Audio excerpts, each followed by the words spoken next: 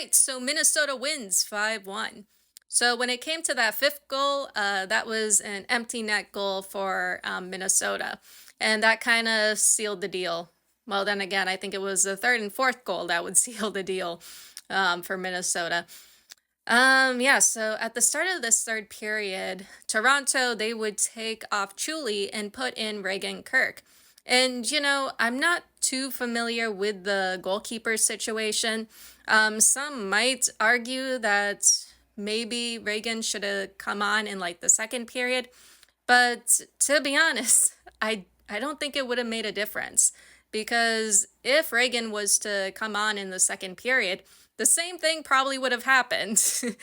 Toronto, they were on the attack in this third period. They were creating a lot of chances. That has been the story for this whole game, was Toronto getting forward, attacking really well, but just not being able to score, not being able to put away their chances.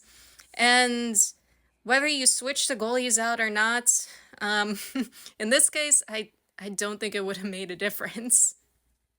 The thing is with Minnesota, um, yeah, it seemed like they were letting Toronto attack them. And in a way, Minnesota, they had things under control. They were able to pick their chances to get forward. They took advantage of that power play. I think the third, yeah, for the third goal, they took advantage of the power play and they were able to score. And then they were able to score again in that second period. So that's kind of the thing for Toronto. Like this was a struggle for them.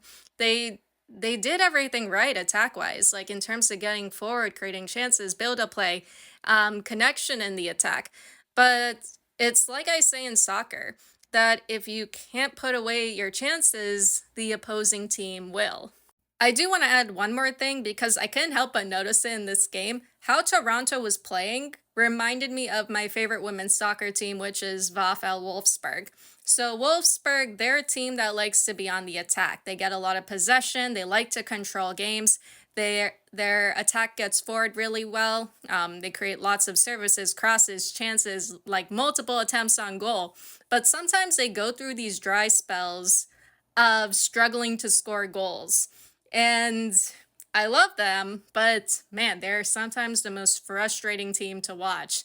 And yeah, I couldn't help but see that in how Toronto was playing in this game. But the thing is, Wolfsburg, they're getting better. They're getting better, they're improving. But maybe Toronto in the next couple months, maybe they'll start to improve.